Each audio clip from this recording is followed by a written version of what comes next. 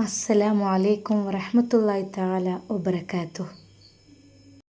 നൂർ ഫാത്തിമയുടെയും ഉസ്താദിൻ്റെയും അന്നത്തെ രാത്രിക്ക് അതിന് വളരെയധികം മനോഹാരിത ഉണ്ടായിരുന്നു. അത് മറ്റൊന്നുകൊണ്ടുമല്ല, അത് ഇന്ന് അവരുടെ ജീവിതത്തിലെ വളരെയധികം സന്തോഷം നിറഞ്ഞ ദിവസമാണ്. നൂർ ഫാത്തിമയുടെ മമ്മ വളരെയധികം സന്തോഷത്തോടെയാണ് മകളെ യാത്ര അയച്ചത്. മാതാപിതാക്കളുടെ പ്രാർത്ഥനയുണ്ടായാൽ തന്നെ അവരുടെ ജീവിതം അത്രക്കും സമാധാനപരമായിരിക്കും. ഇന്ന് ഉസ്താദിനും നൂർ ഫാത്തിമയ്ക്കും അത് മറക്കാൻ പറ്റാത്തൊരു രാത്രിയാണ്. കാരണം രണ്ട് കുടുംബങ്ങളും നല്ല സന്തോഷത്തോടെ മനസ്സമാധാനത്തോടെ ഉറങ്ങുന്ന ഈ രാത്രി നൂർ ഫാത്തിമയുടെ സ്വന്തം വീട്ടിൽ മമ്മ പപ്പയോട് പറയുകയാണ്, ഇച്ചായ, എന്താടി നിനക്കൊന്നും ഉറക്കമൊന്നുമില്ലേ? അല്ലേ, നമ്മുടെ മോളെക്കുറിച്ച് ഓർത്തിട്ടേ. എന്താ?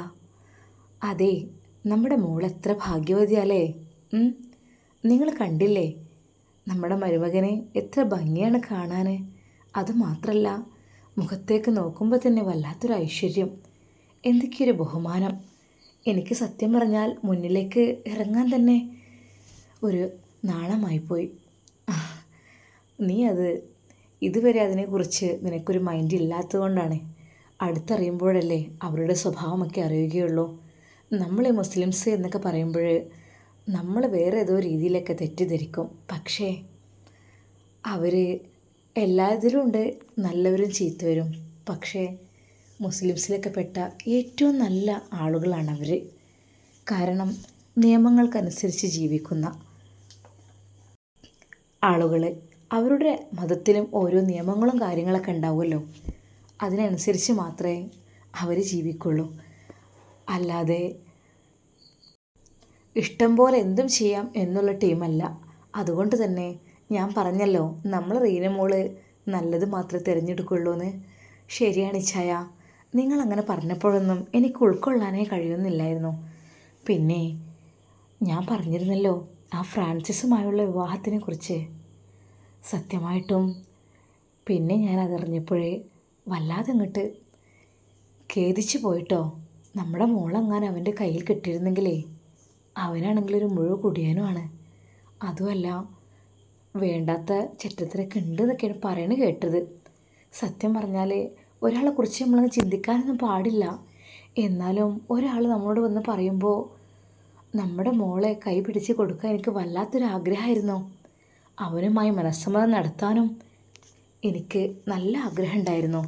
പിന്നെ അമേരിക്കയിലേക്ക് ജോലി എന്നൊക്കെ പറഞ്ഞപ്പോൾ നമ്മുടെ മോള് നഴ്സുമല്ലേ, അവരവിടെ സുഖമായി അവർക്ക് സുഖവാസം നയിക്കാലോ എന്നും ഞാൻ വിചാരിച്ചു. സത്യം പറഞ്ഞാൽ എനിക്ക് നല്ല ഖേദമുണ്ടായിരുന്നു കേട്ടോ ആ കാര്യത്തിൽ.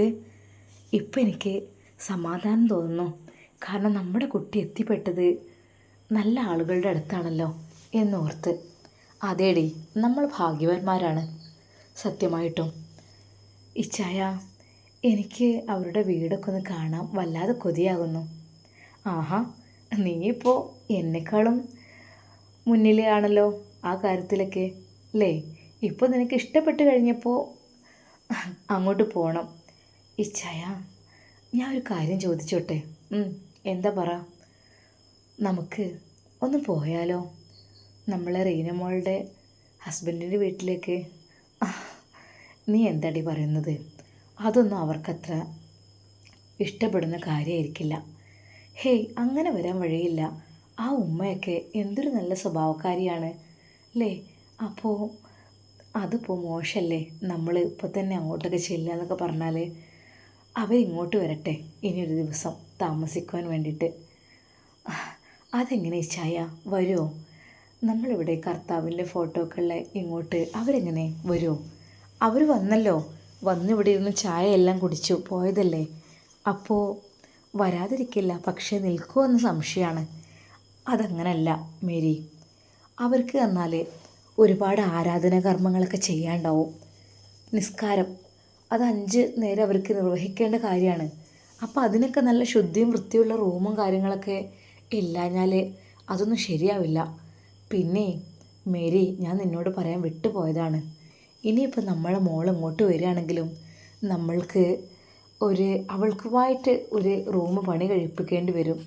അതെന്തിനാ ചായ? ഇവിടെ റൂമൊക്കെ ഇഷ്ടം പോലെ ഉണ്ടല്ലോ. ആ ഓക്കെ, അങ്ങനെയാണെങ്കിൽ ഓക്കെ. പക്ഷേ നമ്മൾ ആരും പ്രവേശിക്കാത്ത വളരെയധികം വൃത്തിയും ശുദ്ധിയുമുള്ള ഒരു റൂം അവൾക്ക് വേണ്ടി നമുക്ക് സെറ്റാക്കണം. ഇച്ചായ അതെന്തിനാ? ഇത്ര ബെഡ്റൂമൊക്കെ നമുക്കില്ലേ? ഉണ്ട്, ശരിയാണ്. പക്ഷേ ആരും കടക്കാത്ത റൂം വേണം. അത് പ്രാർത്ഥിക്കാനാണോ? അതെ, അവർക്ക് 5 നേരം പ്രാർത്ഥനയുണ്ട്. നമ്മുടെ മോള് 5 നേരം മാത്രമല്ല, അതിന് മുമ്പായിട്ട് പുലർച്ചെ ഒരു പ്രാർത്ഥനയ്ക്കും പോകുന്നത് ഞാൻ നിന്നോട് പറഞ്ഞിട്ടില്ല, ഹോസ്പിറ്റലിൽ നിന്ന് ഞാൻ കണ്ടിട്ടുണ്ട്. അപ്പോൾ അതിനൊക്കെ അവൾക്ക് ഇവിടെ നമ്മൾ ഈ കർത്താവിൻ്റെ ഫോട്ടോ ഒക്കെ വെച്ച സ്ഥലത്തൊക്കെ നിസ്കരിക്കാനൊക്കെ ബുദ്ധിമുട്ടായിരിക്കും. അവർക്കിങ്ങനെ ഈ ജീവജാലങ്ങളുടെ ഫോട്ടോയും അതൊന്നും ഉള്ള സ്ഥലത്ത് നിസ്കരിക്കുന്നൊന്നും നല്ലതല്ല. അപ്പോൾ അവൾക്ക് വേണ്ടി നമുക്കൊരു റൂം സെറ്റാക്കണം കേട്ടോ. ആയിക്കോട്ടെ ഇച്ചായ, എൻ്റെ മോളുടെ ഇഷ്ടം എന്താണെന്ന് വെച്ചാൽ അത് നടക്കട്ടെ. അവൾക്ക് വേണ്ടി എന്തോ ഞാൻ കൊടുക്കാൻ തയ്യാറാണ്. എൻ്റെ മേരി, എനിക്കിപ്പോൾ നിന്നെക്കുറിച്ച് അഭിമാനം തോന്നുകയാണ്. സത്യം പറഞ്ഞാൽ നീ എത്ര പെട്ടെന്നാണ് മാറിയത്. ഇച്ചായ എങ്ങനെ മാറാതിരിക്കും? ഞാൻ കണ്ട സ്വപ്നം ഇച്ചായയോട് പറഞ്ഞതല്ലേ? അത് നീ പറഞ്ഞല്ലല്ലേ? എന്താ നീ കണ്ടത്? അതെ, വെളുത്ത വസ്ത്രം ധരിച്ച പരിശുദ്ധനായ ഒരാൾ വന്ന് എൻ്റെ കയ്യിലൊരു കുഞ്ഞിനെ ഏൽപ്പിക്കുകയാണ്. അപ്പോഴല്ലേ എനിക്ക് ബോധോദയം ഉണ്ടായത്. അപ്പോൾ ഞാൻ കരുതി നമ്മുടെ മോളാണെങ്കിൽ ഭർത്തൃമതിയുമാണ്, നമ്മളിവിടെ പിടിച്ചു വെച്ചാൽ ശരിയാവില്ലല്ലോ, ഒരു പക്ഷേ ആ കുഞ്ഞ് അതാണെങ്കിലോ എന്നെനിക്ക് തോന്നിപ്പോവാണ്. അങ്ങനെയാണ് പെട്ടെന്ന് ഞാൻ പറഞ്ഞേക്കാൻ വേണ്ടി പറഞ്ഞത്. എന്നാൽ എൻ്റെ സ്വപ്നം കണ്ടത് വെറുതെ ആയില്ല. അന്ന് തന്നെ നമ്മളുടെ റീനമോൾക്കൊരു ക്ഷീണവും തലക്കറക്കവും ഒക്കെ കണ്ടപ്പോൾ എനിക്ക് സന്തോഷം സഹിക്കാൻ കഴിഞ്ഞില്ല ചായ. സത്യമായിട്ടും ഞാനൊരു അമ്മമ്മയാകാൻ പോകുന്നു എന്നുള്ളൊരു ആഗ്രഹം, അത് ആ ഒരു പ്രതീക്ഷ എൻ്റെ മനസ്സിലേക്ക് അത് കടന്നു വന്നു. സത്യമായിട്ടും അതൊക്കെ ദൈവത്തിൻ്റെ ഒരു പ്രവൃത്തികളാണ്. അല്ലാതെ നീ മോളോട് ഇങ്ങനെ ദേഷ്യം പിടിച്ച് നിന്ന് കഴിഞ്ഞാൽ അവൾക്കൊരു സമാധാനം ഉണ്ടാവുമോ? പിന്നെ നിൻ്റെ ആങ്ങളമാർ, അവർക്ക് 2 തണ്ട് ഏറെയാണെന്ന് എനിക്കറിയാം. അത് ആദ്യമേ എന്നോടും അങ്ങനെ തന്നെയാണ് ഇച്ചായ. അത് അവരുടെ സ്വഭാവം അങ്ങനെയൊക്കെ തന്നെയാണ്. എല്ലാവരെയും മാറ്റിയെടുക്കാൻ വേണ്ടി ശ്രമിച്ചാൽ മാറാത്തതായിട്ട് ആരുമില്ല. ആദ്യം തന്നെ കുറച്ച് ഗുണ്ടായുസത്തിലും കാര്യത്തിലും അങ്ങനെയൊക്കെയായിരുന്നു അവർ. അതൊക്കെ അങ്ങോട്ട് റെഡിയാവും. പിന്നെ മോളുടെ നേർക്ക് ഇനിയൊന്നും പറയരുത് എന്ന് നീ പറയണം കേട്ടോ. വേണ്ട, ഞാൻ പറഞ്ഞോളാം. കാരണം അവളിപ്പോൾ പഴയ പോലെയല്ല. ഇനിയിപ്പോൾ എവിടെ നിന്ന് തന്നെ കണ്ടാലും അവരുടെ ആ കണ്ണുരുട്ടലും പേടിപ്പിക്കലും ഒന്നും നടക്കില്ല. മേരി, നീ ഉറങ്ങിക്കോ. ഇനിയിപ്പോൾ ഒരുപാട് സമയം ഇങ്ങനെ സംസാരിച്ചു കൊണ്ടിരുന്നാലേ നിനക്ക് ഉറക്കം നഷ്ടപ്പെടും, പിന്നെ ടെൻഷനൊക്കെ കൂടും. ഹേയ് എന്തിന്? ഇനി എനിക്ക് അങ്ങനെ ഉറങ്ങാൻ പറ്റില്ല ചായ. ഇനി എനിക്ക് 9 മാസത്തോളം ഉറങ്ങുന്ന സമാധാനത്തിൽ എനിക്ക് ഉറങ്ങാൻ പറ്റില്ല. എനിക്ക് എൻ്റെ മോളെക്കുറിച്ചുള്ള ചിന്ത മാത്രമാണിപ്പോൾ. പക്ഷേ ഇവിടെ നിർത്തുന്നത് ഒട്ടും ശരിയല്ല. ഏതൊരു പെണ്ണും ആഗ്രഹിക്കുന്നത് തൻ്റെ ഭർത്താവിൻ്റെ കൂടെയുള്ള ജീവിതമായിരിക്കും ഗർഭിണിയാകുന്ന സമയത്ത്. കാരണം ഇച്ചായ, എനിക്ക് തന്നെ പരിചയമുണ്ട്. എനിക്കെൻ്റെ റീനമോളെ ഗർഭിണിയായ സമയത്ത് എൻ്റെ വീട്ടുകാരെന്നെ കൊണ്ടുപോയി. സത്യം പറഞ്ഞാൽ ഇച്ചായൻ്റെ കൂടെ നിൽക്കാനായിരുന്നു എനിക്കിഷ്ടം. പക്ഷേ അങ്ങനത്തെ ഒരു നിയമങ്ങളും കാര്യങ്ങളും ഒക്കെ ആയിട്ട് സത്യം പറഞ്ഞാൽ കുറേ ദിവസം കഴിഞ്ഞാലാണ് ഞാനിവിടെ എത്തിയത്. സത്യത്തിൽ ഞാൻ വല്ലാതെ നിങ്ങളെ മിസ് ചെയ്തിരുന്നു സത്യമായിട്ടും. അതുകൊണ്ടാണ് ഞാൻ പറയുന്നത് മോൾ അവിടെ തന്നെ നിന്നോട്ടെ എന്ന്. പ്രസവത്തിന് സമയമാകുമ്പോൾ നമുക്ക് ഇങ്ങോട്ട് കൊണ്ടുവരാം, അതായിരിക്കും നല്ലത്. മേരി, നീ പറയുന്നതൊക്കെ ശരിയാണ്. പക്ഷേ പ്രസവത്തിൻ്റെ സമയത്തൊക്കെ ഇനി അവരിങ്ങോട്ട് വിടുമോ ഇല്ലേ എന്നുള്ള കാര്യമൊന്നും നമുക്കങ്ങനെ ഉറപ്പിക്കാൻ പറ്റൂല കേട്ടോ. കാരണം ആ ജനിക്കാൻ പോകുന്ന ആ കുഞ്ഞ് ഒരു മുസ്ലിം കുഞ്ഞാണ്. ഇസ്ലാം മതത്തിൽ പിറക്കുന്ന ഒരു കുഞ്ഞാണത്. അവർക്ക് അതിൻ്റേതായ കാര്യങ്ങളും എല്ലാം ചെയ്യാനൊക്കെ ഉണ്ടാവും. നമ്മളെ ഈ ഒരു ക്രിസ്തീയ വീട്ടിലെ ഒരു പക്ഷേ അത് അവർ സമ്മതിക്കുന്നുണ്ടാവില്ല. ഇച്ചായ, അപ്പോൾ മോളെ നോക്കുന്ന കാര്യത്തിൽ ഹേയ് അതൊന്നും നീ ഒട്ടും അതിനെക്കുറിച്ചൊന്നും ചിന്തിക്കുകയേ വേണ്ട.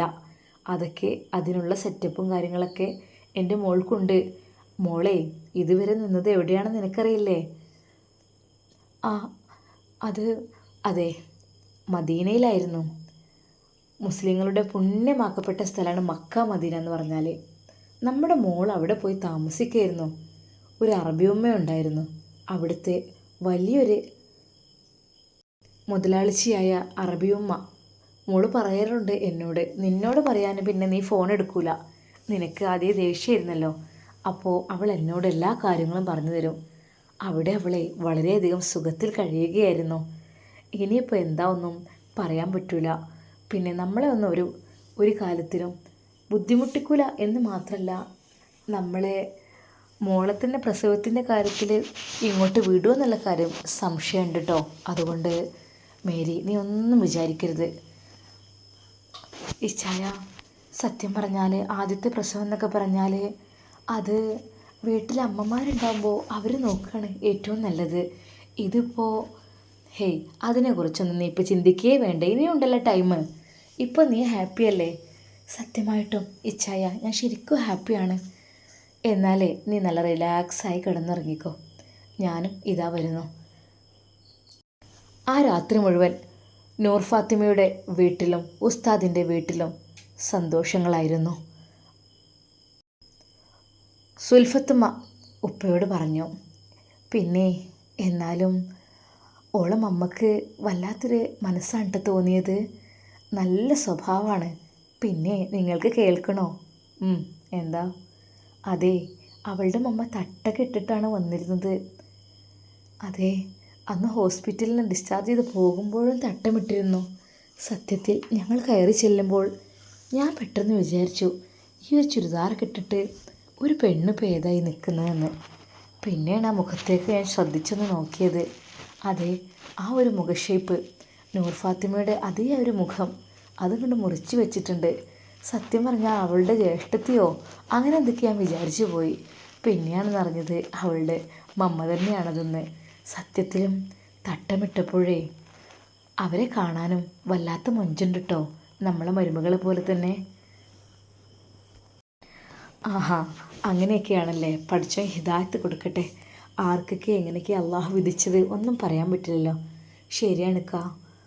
എന്നാലും ഇന്ന് വല്ലാതെ എനിക്കൊരു മനസ്സമാധാനമുണ്ട്.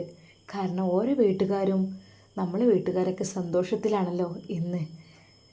എന്തായാലും അള്ളാഹു നമുക്ക് ഇത് കൂടുതൽ കൂടുതൽ സന്തോഷങ്ങൾ പ്രദാനം ചെയ്യട്ടെ. ആമീൻ. സുൽഫത്തെ, നീ ഇന്ന് ഉറങ്ങുന്നൊന്നുമില്ലേ? ഇക്ക, ഉറക്കം വരണ്ടേ? ഇന്ന് നമ്മുടെ മകൻ വളരെയധികം സമാധാനത്തോടെ ഉറങ്ങുന്ന രാത്രിയാണ്. അതെ, സന്തോഷത്തോടെ. അത് സത്യം പറഞ്ഞാൽ എനിക്കും ആ ഒരു ഫീല് അനുഭവപ്പെടുകയാണ്. കാരണം ശത്രുക്കളില്ലാത്ത, പേടിയില്ലാത്ത ഒരു ജീവിതം തുടങ്ങിയ പോലെയാണ് തോന്നുന്നത്. ഉപ്പ പറഞ്ഞു, നിനക്ക് തഹജ്ജുദിന് എണീക്കാനുള്ളതല്ലേ സുൽഫത്തെ, നീ ഉറങ്ങിക്കോ. കാരണം അറിയൂല. അന്ന് നൂർ ഫാത്തിമയുടെ റൂമിൽ ഉസ്താദ് നൂർ ഫാത്തിമയോട് ഓരോന്ന് പറഞ്ഞുകൊണ്ടിരിക്കുകയാണ്.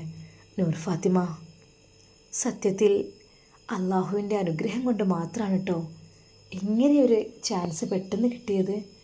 ഞാൻ വിചാരിച്ചിരുന്നു എൻ്റെ കൈവിട്ട് നീ പോയി എന്ന്. ഒരിക്കലും ഇനി നിന്നെ എനിക്ക് തിരിച്ചു കിട്ടൂലേ റബ്ബേ എന്ന് വരെ ഞാൻ ദുആ ചെയ്തിരുന്നു. എന്നാൽ അള്ളാഹുവിൻ്റെ കാരുണ്യം കൊണ്ട് അൽഹംദുലില്ലാ എല്ലാം റാഹത്തായില്ലേ. നാഫിക്ക, എന്താ നൂർമോളെ? അത് ഇന്ന് എനിക്കും വല്ലാത്തൊരു സന്തോഷത്തിൻ്റെ ദിവസം. അതില്ലാതിരിക്കോ? നിൻ്റെ വീട്ടുകാർ, നിൻ്റെ മമ്മ വളരെയധികം സന്തോഷത്തോടെ സ്നേഹത്തോടെയല്ലേ എൻ്റെ കൂടെ മോളെ പറഞ്ഞയച്ചത്. അതേക്ക, സത്യമായിട്ടും ഇതുവരെ എൻ്റെ മനസ്സിൽ വല്ലാത്തൊരു ടെൻഷനായിരുന്നു. നമ്മൾ അറബ് നാട്ടിലായാലും എവിടെയായാലും വിവാഹത്തിനായാലും വിവാഹ ജീവിതം ആസ്വദിച്ചപ്പോഴും എൻ്റെ മനസ്സിൽ അതൊരു കനലായി അവിടെ എരിയുന്നുണ്ടായിരുന്നു. തൻ്റെ മമ്മയുടെ മുഖം, തൻ്റെ മമ്മക്ക് ഇഷ്ടമല്ലല്ലോ ഇതൊന്നും എന്നോർത്ത്. പക്ഷേ എൻ്റെ നാഫിക്ക, ഇന്ന് സത്യം പറഞ്ഞാൽ എനിക്ക് വല്ലാതെ അങ്ങ് സന്തോഷം തോന്നുകയാണ്. അള്ളാഹുവിനോട് എത്ര സ്തുതിച്ചാലും മതിയാവില്ല. അൽഹംദുലില്ലാ. ഉസ്താദേ, എനിക്ക് ഒരു പാട്ട് പാടിത്തരുമോ? സത്യം പറഞ്ഞാൽ ആ ഒരു സന്തോഷം ആഘോഷിക്കാൻ വേണ്ടിയിട്ടാണ്. ആദ്യമൊക്കെ ഉസ്താദ് നല്ല നല്ല ബൈത്തുകൾ എനിക്ക് പാടി തന്നിരുന്നല്ലോ. എൻ്റെ നൂർ ഫാത്തിമ, നീ ഉറങ്ങാൻ നേരത്താണോ പാട്ട് ചോദിക്കുന്നത്? ഇൻഷാ അല്ലാ നമുക്ക് പാടാലോ. ഉസ്താദേ, നിങ്ങളുടെ ആ മനോഹരമായ രീതിയിലുള്ള ആ ഒരു പാട്ട്, അത് കേൾക്കുമ്പോൾ അത് വല്ലാത്തൊരു സുഖമായിരുന്നു എനിക്ക്. ശരിക്കും ഞാൻ ആ ബാങ്ക് ആസ്വദിച്ചതുപോലെ തന്നെ ഉസ്താദിൻ്റെ ആ ഒരു മനോഹരമായ ശബ്ദത്തിലുള്ള ആ ഒരു പാട്ട്, സത്യത്തിൽ അതെൻ്റെ ചെവിയിലിങ്ങനെ മുഴങ്ങുമായിരുന്നു ഹോസ്പിറ്റലിൽ നിന്നൊക്കെ. നൂർ ഫാത്തിമ, എൻ്റെ മോള് ഇപ്പോൾ ഉറങ്ങിക്കോ, പാട്ട് ഞാൻ പാടിത്തരാം ഇൻഷാ അല്ലാ. പിരിശത്തിൻ കാലത്ത് മുഹബത്തിൻ പേരിട്ട് നീ തന്ന ചെമ്പകം ഇന്നും ഓർക്കുന്നെഞ്ചകം, എൻ പൊന്നാരെ അതോർക്കുന്നെഞ്ചകം. കളിവീടിൻ കാലത്തെ കഥ പറയും നേരത്ത് നീ തന്ന ചുംബനം ഇന്നും മായാത്ത ബന്ധനം, എൻ ഹൃദയത്തിൽ മായാത്ത ബന്ധനം. ഉസ്താദേ, എന്തിനാ നിർത്തിയത്? സത്യം പറഞ്ഞാൽ മനോഹരമായിരിക്കുന്നു. ഇനിയും പാടിത്തരുമോ? നൂർമോളെ, ഇന്നിപ്പോൾ ഈ രാത്രി ഫുള്ള് പാട്ടായ ശരിയാവില്ലല്ലോ. എന്താ പാട്ട് ഇനി നാളെ. ഇനി എൻ്റെ സുന്ദരി മോള് നന്നായിട്ട് ഉറങ്ങിക്കട്ടോ. പിന്നെ നമ്മൾ രണ്ടുപേരും മാത്രമല്ലല്ലോ ഈ ഒരു ലോകത്തിലുള്ളത്, അല്ലേ? വേറെ മൂന്നാമതൊരാളുണ്ടല്ലോ. നൂർമോള് അത് പലപ്പോഴും മറക്കുന്നുണ്ടോ? എന്നെ കിട്ടിയപ്പോൾ പറ്റിയങ്ങ് മറന്നുപോലെ ഉണ്ടല്ലോ. നാഫിക്ക, നിങ്ങളല്ലേ എൻ്റെ എല്ലാം. നിങ്ങൾ കഴിഞ്ഞിട്ടല്ലേ എനിക്ക് ബാക്കിയെല്ലാം ഉള്ളൂ. ഇൻഷാ അല്ലാ നമ്മുടെ കുഞ്ഞ് വളർന്നു വരട്ടെ. അതുവരെ എനിക്കെൻ്റെ നാഫിക്കയുടെ നെഞ്ചോട് ചേർന്നിറങ്ങണം ഇൻഷാ അല്ലാ. ഉസ്താദ് നൂർ ഫാത്തിമയെ തൻ്റെ നെഞ്ചോട് ചേർത്തു. അവളുടെ മുടിയിഴകളിലൂടെ പതുക്കെ തലോടി. നൂർമോളെ, നിൻ്റെ മുടി പഴയതിനേക്കാൾ ഒന്നുകൂടി വലുതായിട്ടുണ്ടല്ലോ. വളരെ മനോഹരമായിട്ടുണ്ട് കേട്ടോ. ഉസ്താദ് നൂർ ഫാത്തിമയുടെ നെറുകിൽ ചുംബിച്ചു. അങ്ങനെ അതാ വളരെയധികം റാഹത്തോടെ, സന്തോഷത്തോടെ, സമാധാനത്തോടെ ഉസ്താദിൻ്റെയും നൂർ ഫാത്തിമയുടെയും ആ രാത്രിയിലേക്ക് അവർ കടക്കുന്നു. അതുവരെ വേർപെട്ട് കഴിഞ്ഞെങ്കിലും, സങ്കടത്തോടെയും വിഷമത്തോടെയും കഴിഞ്ഞെങ്കിലും, അതിന് പകരമായിക്കൊണ്ട് ഇതാ അല്ലാഹു സുബ്ഹാനഹു വ തആല നല്ലൊരു നിലാവുള്ള രാത്രി അവർക്ക് വേണ്ടി സമ്മാനിച്ചിരിക്കുന്നു. അവർ രണ്ടുപേരും അവരുടെ മായാലോകത്തേക്ക് യാത്രയാവുകയാണ്. ഇൻഷാ അല്ലാ ഇതിൻ്റെ ബാക്കി ഭാഗം നാളെ കാണാം. എല്ലാവർക്കും അസ്സലാമു അലൈക്കും.